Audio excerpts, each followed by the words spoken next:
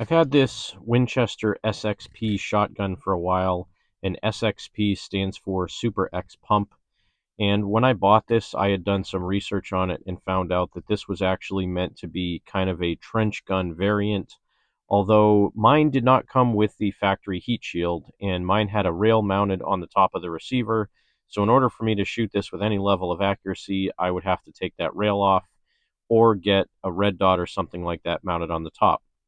But as you can see here, Super X Pump, and it's the Defender model, so it has a shorter barrel. It has a nice corncob foregrip, which is very historic looking, as well as a nice wood stock. And in this particular one, I really like the way this gun looks, but it can always be cooler.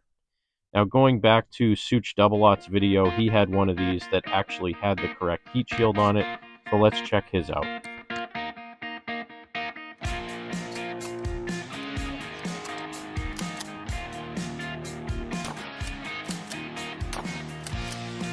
Winchester XSP, which stands for Super X Pump. This is really modeled after the Model 12, which was one of the most popular pump action shotguns ever created, outside of maybe the Remington 870. And while Winchester did make the 1897, which was the original trench gun, the Model 12 became the trench gun as well. And then we have the heat shield. Now the heat shield is not attached. It's just really easy. There's a bolt up here and it's simple to put on.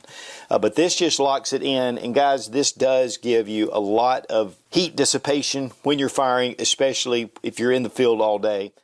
So I did a bunch of searching online and I was not able to locate the actual SXP handguard. So what I decided to do was get a couple of different ones that were very inexpensive off of eBay.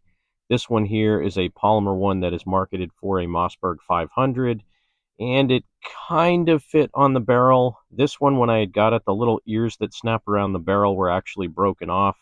But when I tried putting it on and actually putting on the screws for the front clamps that hold it on the barrel, the screws were much too short because a Mossberg 500 barrel is actually quite a bit thinner than the barrel on this Winchester SXP 12 gauge.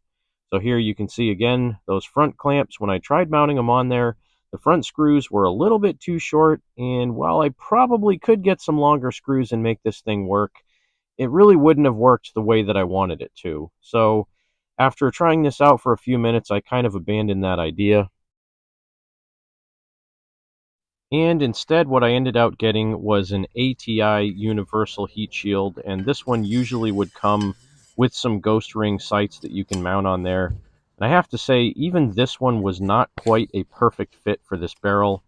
The way that this one mounts, it basically has two ears that are about halfway up the barrel that just kind of grip the sides of the barrel, and then you have two screws that mount on the front. Now again, this particular heat shield being universal, you should be able to make it work with just about any style shotgun, and it did take a little bit of fiddling to get it to work. So what I basically had to do was run it very far up the barrel, up until the lug where it almost goes into the receiver. In order for those front screws to clear, I had to bend the ears that hold it onto the barrel quite a bit so that it would grip the barrel correctly.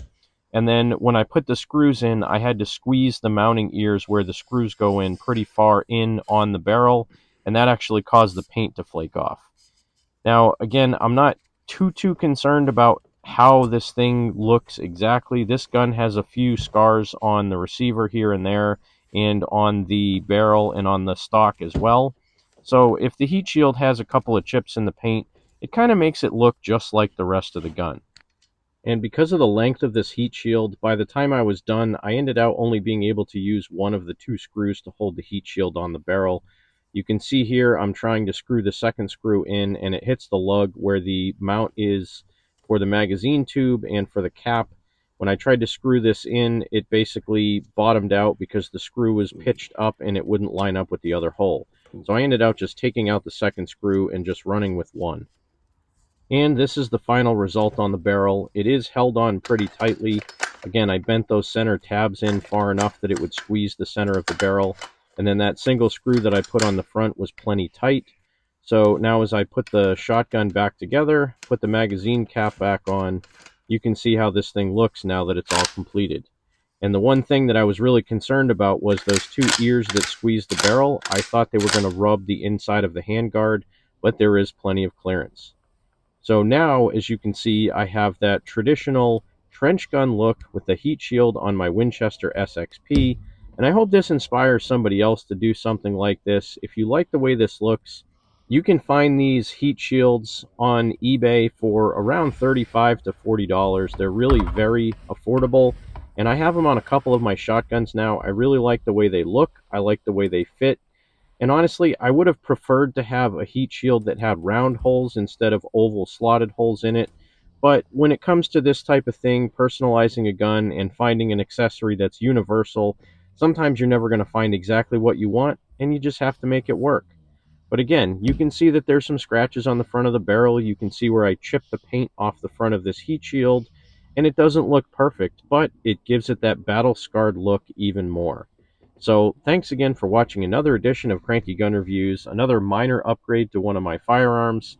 Again, I've said in 2025, I'm trying not to spend as much money buying new firearms, but rather upgrading what I have. Have a great day. God bless America. Support your 2A rights. Get out there and shoot. And you remember, if someone asks you to give up some of your freedom for the greater good, remind them that freedom is always the greater good.